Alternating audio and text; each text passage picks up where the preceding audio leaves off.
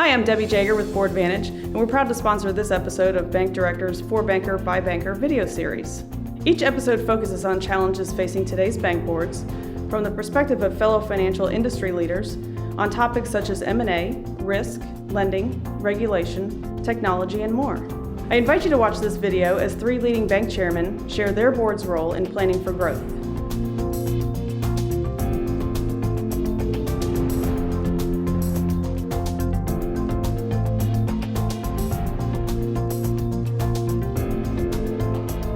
Wintrust approaches strategic planning a little differently than others. We don't have set off-site strategic meetings. We don't go about our strategy sessions in a hard and fast way. We like to think of themes or headlines. And so our approach to strategy is to set a theme, in our case, be Chicago's bank, and throughout the year have discussions at the board level about working towards that strategy.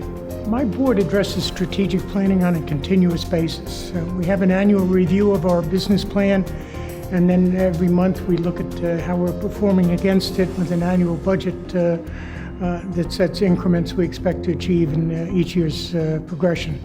Each year we do an update of our 5-year business plan to see how we progressed in the last year, and we have an outside consultant help us review how we've done against that plan, as well as how our peers have progressed in the marketplace.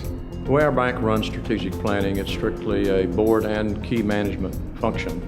We have an off-site planning session each year, usually at a remote location where not only the board but key executives attend. Our facilitator not only does the off-site planning for us, but we have quarterly meetings, 4 other meetings a year that allows us to update the plan, monitor the plan, make sure what we agreed on is being implemented. We also adjust the plan, certainly in a competitive market that we're in and not knowing between regulatory issues and the economy in general. If something you agreed to 6 months ago is still valid, it allows us to review that, see how effective it is, and then make adjustments if necessary and monitor the progress of the plans we've made. And obviously each year we do a survey not only of the board from the consultant, but again of key executives in the organization to really get a feel from that level, the line level on up, how we're doing. That is a strictly confidential survey. It's conducted by the consultant. The board nor the staff never sees it. The consultant generates from that some suggested topics for discussion each year at the annual session, and that evolves eventually into modifications or extension of the strategic plan.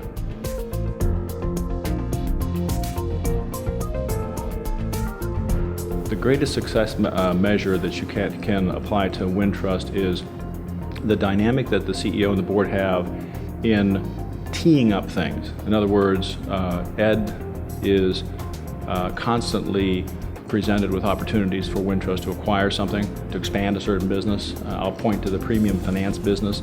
Ed, we had a strategy session where we felt that the premium finance business as an entity, it was a very attractive business for us. We're one of the few players out there. So if we're going to be in the business, let's be in it bigger than we are. We bought from AIG a business which they were divesting, which was a brilliant move by Ed actually. Very profitable business. And then a year or so ago, we bought another premium finance business in Canada. Again, it's not so strategic that your CEO comes to you and says, we're building this business, there's an opportunity, let's look at the opportunity on its merits, let's make a bid, let's try and acquire it, and we did. And our premium finance business is one of the various legs of the enterprise that's doing extraordinarily well. Our strategic planning sessions have helped us focus on the fact that we need to focus on organic growth only, that M&A is not really a means for us to grow. We haven't seen opportunistic targets or likely candidates that would be good for us in our area. The board's decision to focus on organic growth has been a success because we've been able to achieve growth in our core deposits and our net loans, which were the key focuses of our business plan, and we've been able to achieve growth in those areas. Through the strategic planning process over a couple of years, we really tried to define what we thought community banking was. And it resulted in developing a profile for our new CEO, or the prospective CEO, that we really wanted someone that had quite a few attributes in what we termed community banking.